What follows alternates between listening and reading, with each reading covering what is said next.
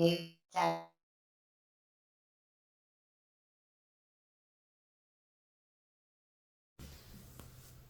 everyone, this is Andy Tech with Check New Tech, and today we are continuing the MacBook Air M1 setup video. So last video was the unboxing video, and it's an interesting time that I'm doing this video because the M3 was just recently released. So a lot of the questions revolve around, should I still buy the M1 in 2024 for the MacBook Air when the M3 version was just released? This laptop came out in November of 2020, and now we're in 2024. So update-wise, you're still good because Apple promises 5 to 7 years of updates on it. So I think a lot of people are interested in the AI stuff that's going to come out for this. And in Sonoma, there's not a lot of AI integration, but in the next Mac OS version, which will be 15, you're going to see a lot of AI, and you bet that the M1's going to get that. If you have an Intel-based MacBook, they may cut that off, but I do believe that they're going to have support for the M1 because the iPad Pros and the MacBook Airs are still fairly new. So that's really the big thing. And when it comes to differences between the MacBook Air M1 versus the M3, you get about 38% faster computing on the M3, which is it's a fairly large amount, but the M1 is still extremely capable when it comes to CPU speed, graphics speed. I could go through the specs in a separate video, but honestly, like for web browsing and all daily use, even for high-end applications, it may take a little bit longer to load, but you can run them on the MacBook Air. And people buy the MacBook Air for, the obvious reason. It's really small and thin. And this has a 13.3 inch. The M2 and the M3 have a 13.6 inch, and they have about a 25% brighter screen. So brightness is a huge issue. This has 400 nits of brightness. Those have 500. Then you might want to consider it, but there's still plenty bright for having 400 nits on this display, and you get a slightly larger resolution, slightly better pixels, but it's not going to be very noticeable. So it's still a worthy laptop to buy. And what's even more interesting about this is prices have slashed on this. So as of March of 2024, Walmart started carrying the Apple M1, and they're selling it brand new, sold and shipped by Walmart. Make sure you check that. That's at $699, and Best Buy is carrying it for $649. I could post some links on it, but obviously prices could keep changing. I don't anticipate they're going to get that much higher, so it's still a great deal for a brand new MacBook Air. And it's because they're trying to phase out the M1 so they could carry the M2 and the M3 models. So here's the adapter, and here's the USB cord.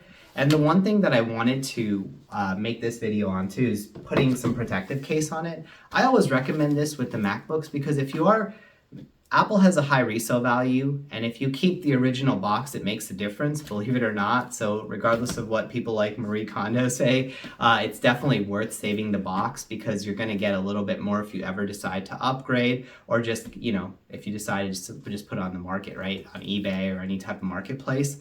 And then if you put this type of protective case, it protects the edges. So since this is fairly, it's fairly durable, but it's all aluminum around this, right? So when you think of that case, the metal chassis, it could get scratched, it could get dented really easily. So I always recommend putting like a full bodysuit around it that's plastic. So the first thing that's going to touch if you accidentally drop it would be the plastic. And if you crack this plastic, it's not that big of a deal. I could post a link for this if you're interested, just let me know in the comments. This one also comes with a screen protector, the keyboard case, the keyboard cover. It comes with a ton of things. So I'm gonna go ahead and set this up and put it on top of this and show you what it looks like. All right, so I just wanna show you what the MacBook Air M1 looks like with the case on it. So this is a clear case.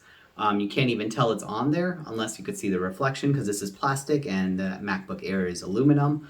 And it also protects the bottom with separate rubber pads, which protects your factory ones, and there are vents here for cooling, so that's great to have. Also, when you open it up, you can see there's a screen protector and there is a keyboard cover as well. So that protects your keyboard. And this is optional. You don't have to use all of them. You could use some of them. There's also a webcam cover. Now, I'm a little bit particular about this. I don't like to stick anything on the MacBook Air, but if you want to, you could put it right on the screen protector and it'll protect your webcam. Just be careful it doesn't hit this part because it could leave a mark when you're closing it.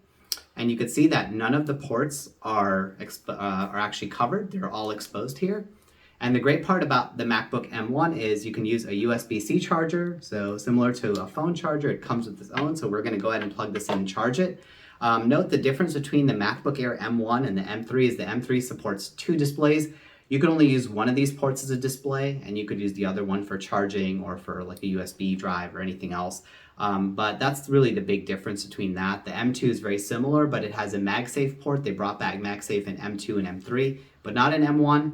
But you can still charge it. You might want to get a dock if you have a lot of accessories, but we're going to go ahead and plug this in, and then I'll just run through a quick setup process. So here's the MacBook Air M1. I'm going to go through the setup process, and it's fairly straightforward. All you have to do is sign in with your Apple ID, and you're good to go. And I'll talk about my final thoughts on the MacBook Air M1. All right, guys, so I finished setting up the MacBook Air M1, and it was a breeze. All you have to do is sign in with your Apple ID, and you're good to go. I tried running a few tests on it, and I was benchmarking it with some of the newer MacBook Airs.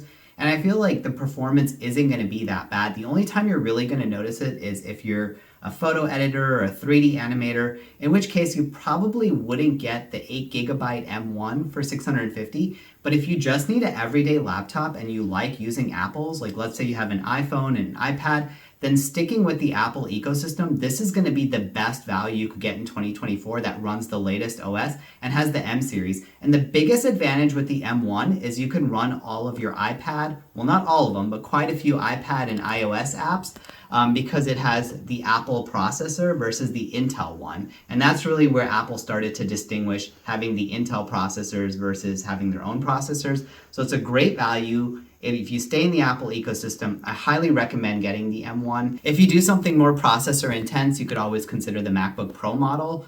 But this would be a great lightweight, portable, easy to use, everyday laptop to have. And it's still worth it in 2024 because it's fully supported, has the latest OS and updates. I hope this video helped you. As always, feel free to subscribe to my channel and like this video. This is Andy Tech signing out.